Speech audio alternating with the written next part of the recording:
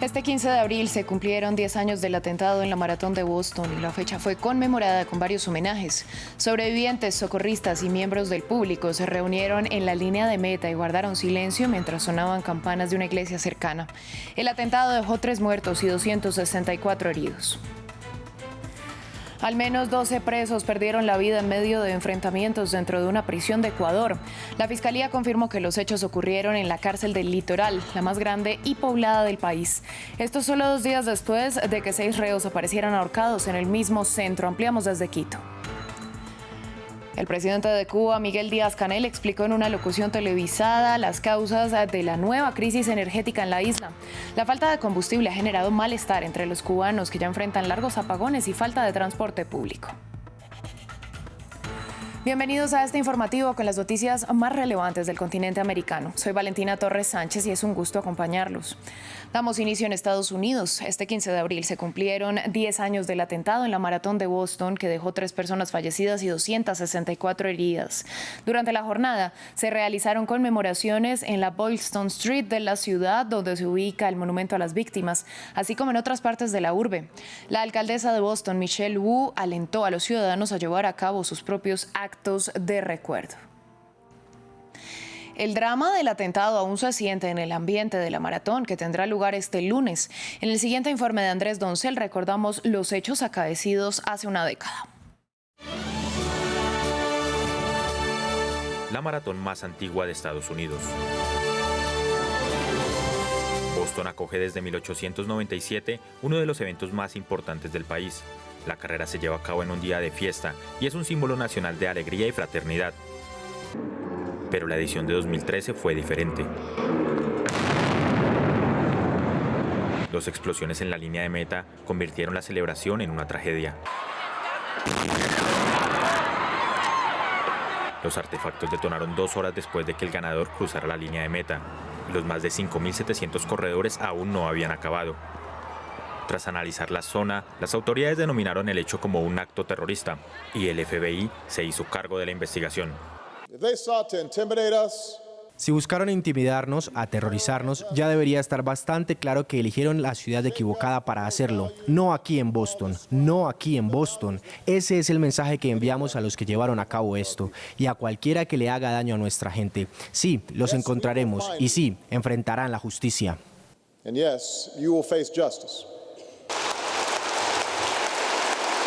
Los reportes iniciales apuntaron a 2 bombas de fabricación casera. Durante días, las agencias de inteligencia analizaron miles de videos y cámaras de seguridad, identificando a 2 sospechosos. Tras difundir las imágenes, fueron identificados como Tamerlan Tsarnaev y Dzhokhar Tsarnaev, hermanos de una familia de origen checheno residentes ambos en Estados Unidos desde 2003. El 19 de abril, los 2 sospechosos asesinaron a un policía y secuestraron a un joven de origen chino que finalmente pudo escapar y los delató. En el enfrentamiento con la policía, uno de los sospechosos murió y el otro huyó. Al día siguiente fue encontrado escondido en un pequeño bote. Tras la captura del segundo sospechoso, las calles de Boston se llenaron de júbilo. Continuamos en Estados Unidos porque cientos de personas protestaron en varias ciudades del país a favor del derecho al aborto y en contra de la sentencia del juez de Texas contra la comercialización de la píldora abortiva mifepristona. En Washington, la manifestación se centró a las afueras del Tribunal Supremo luego de que la máxima corte bloqueara temporalmente la orden de ese juez de Texas. La medida del Supremo llegó después de que el Departamento de Justicia presentara una solicitud de emergencia pidiendo a la corte intervenir en el caso. Vamos a Ecuador porque la Fiscalía confirmó que 12 presos perdieron la vida en medio de enfrentamientos armados dentro de la penitenciaría del Litoral ubicada en Guayaquil. Las autoridades informaron que ya hay una investigación para esclarecer responsabilidades. Los hechos se presentaron solo 2 días después de que 6 reos fueran encontrados ahorcados. Gustavo Ortega, corresponsal de France 24, nos amplía desde Quito. La lucha entre bandas rivales del narcotráfico ha dejado una semana violenta en Ecuador. Riñas carcelarias, atentados con bombas y hasta alertas de emergencias de la Embajada de los Estados Unidos en medio del peor momento de crisis de violencia que actualmente vive el país, reconoció el ministro de Interior Juan Zapata. El hecho más reciente es la muerte de 12 privados de libertad en un enfrentamiento armado en la penitenciaría del Litoral, ubicado en la ciudad de Guayaquil, la más violenta del país. La Secretaría Nacional de Atención a Personas Privadas de la Libertad confirmó que los enfrentamientos ocurrieron desde el día viernes y se extendieron hasta la mañana del día sábado entre los internos de 4 de los 12 pabellones que conforman el centro carcelario, sin ofrecer mayor información. La Fiscalía General del Estado también ha confirmado que realiza investigaciones para identificar a los responsables de la nueva masacre carcelaria. Apenas días atrás, otros 6 internos de la misma cárcel fueron encontrados ahorcados en el centro carcelario, mientras que 3 guías penitenciarios fueron asesinados durante su periodo de descanso. En la misma semana, otros 3 reclusos fueron asesinados en la cárcel de La Roca, ubicada en las inmediaciones de la penitenciaría del Litoral, considerada de máxima seguridad. A eso se suma la ola criminal de delincuencia común, extorsiones, robos, secuestros que vive la ciudad de Guayaquil. Desde el día lunes hasta la fecha han muerto entre la capital de la provincia de Guayas y Esmeralda al menos 34 personas de manera violenta como resultado de la lucha de territorios entre bandas del crimen organizado. Guayaquil se ha convertido en uno de los principales puntos de tráfico de la droga desde Sudamérica hasta Europa y de los Estados Unidos, y el mayor punto de captura de droga luego de los Estados Unidos y Colombia. En Abu Dhabi, el presidente de Brasil, Luis Ignacio Lula da Silva, se reunió con el presidente de Emiratí, Mohammed bin Zayed Al Nahyan.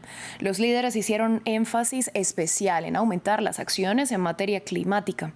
Entre los temas centrales estuvieron las energías renovables, la seguridad alimentaria y otros asuntos de carácter económico, comercial y de desarrollo.